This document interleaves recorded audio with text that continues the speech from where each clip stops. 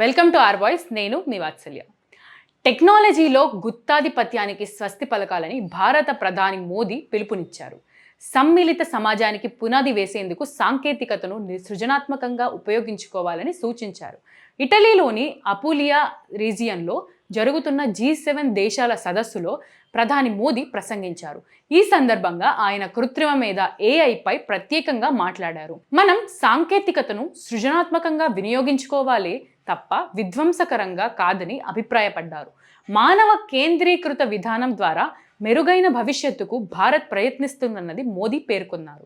Bharat AI machine ప్రాథమిక మంత్రం అందరికీ AI అని చెప్పారు. సాంకేతికతను సృజనాత్మక ప్రయోజనాల కోసం ఉపయోగించాలి, విధ్వంసకరం కాదు. అప్పుడే మనం సమ్మిళిత సమాజానికి పునాది వేయగలుగుతాము. ఈ మానవ కేంద్రీకృత విధానం ద్వారా భారతదేశం మెరుగైన భవిష్యత్తు కోసం ప్రయత్నిస్తోంది. కృత్రిమ మేధస్సుపై జాతీయ వ్యూహం రూపొందించిన మొదటి కొన్ని దేశాలలో భారతదేశం ఉంది. ఈ సంవత్సరం కృత్రిమ మేధస్సు మిషన్ను ప్రారంభించాము అని ప్రధాని మోదీ తెలిపారు. సాంకేతికతపై మరింత విదేశీకరించిన భారత ప్రధాని సాంకేతికత ప్రయోజనాలు సమాజంలోని అన్ని మూలాలకు చేరుకునేలా, అన్నింటిలో అత్యుత్తమ సామర్థ్యాన్ని వెలికి తీసేలా అందరూ ప్రయత్నం చేయాలని సూచించారు. భవిష్యత్తులో కృత్రిమ మేధస్సు పారదర్శకరంగా, న్యాయంగా, సురక్షితంగా, బాధ్యతాయుతంగా ఉండేలా అన్ని దేశాలు కలిసి పనిచేయాలని పిలుపునిచ్చారు. భారతదేశం ఇటీవల ముగిసిన లోక్సభ ఎన్నికలతో సహా ప్రపంచవ్యాప్తంగా జరుగుతున్న ఎన్నికలపై కూడా ఆయన మాట్లాడారు. టెక్నాలజీని సార్వత్రా ఉపయోగించడం ద్వారా మొత్తం ఎన్నికల ప్రక్రియ నిష్పక్షపాతంగా, పారదర్శకంగా జరిగింది. ఇంత పెద్ద ఎన్నికల ఫలితాలు కూడా కొన్ని గంటల్లోనే ప్రకటించబడ్డాయి. ఇది ప్రపంచంలో మానవ జాతి చరిత్రలో ప్రజాస్వామ్యానికి అతి పెద్ద పండుగ.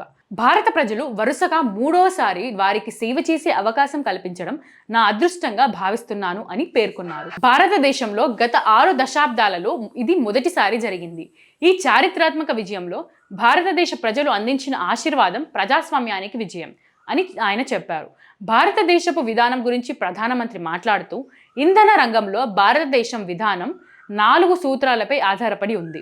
లభ్యత, అందుబాటు, స్థోమత, ఆమోదయోగ్యత. కాప్ కింద చేసిన అన్ని కట్టుబాట్లను సమయానికి ముందే నెరవేర్చిన మొదటి దేశం భారతదేశం. 2070కి ముందు నికర 0 ఉద్గారాల లక్ష్యాన్ని సాధించే ప్రయత్నం చేస్తున్నాము అని ప్రకటించారు. గ్రీన్ ఎరాను ప్రవేశపెట్టేందుకు సమిష్టి కృషి చేయాలని ప్రధాని పిలుపునిచ్చారు. పర్యావరణం కోసం భారతదేశ జీవన శైలి కార్యక్రమాన్ని ప్రస్తావిస్తూ, వ్యక్తిగత స్పర్శ, ప్రపంచ బాధ్యతతో కూడిన పర్యావరణ ఉద్యమం కోసం ఏక్ పేడ్ మాకే నామ్, ప్రతి తల్లికి ఒక చెట్టు పేరుతో జూన్ 5న ప్రపంచ పర్యావరణ దినోత్సవం విడుదల చేసిన కొత్త కార్యక్రమాన్ని కూడా ఆయన ప్రకటించారు. దీనిపై మీ ఒపీనియన్స్ని కామెంట్ సెక్షన్లో కామెంట్ చేయండి. ఆర్ వాయిస్ను సబ్స్క్రైబ్ చేయండి, వీడియోని లైక్ చేయండి, అందరితో షేర్ చేయండి.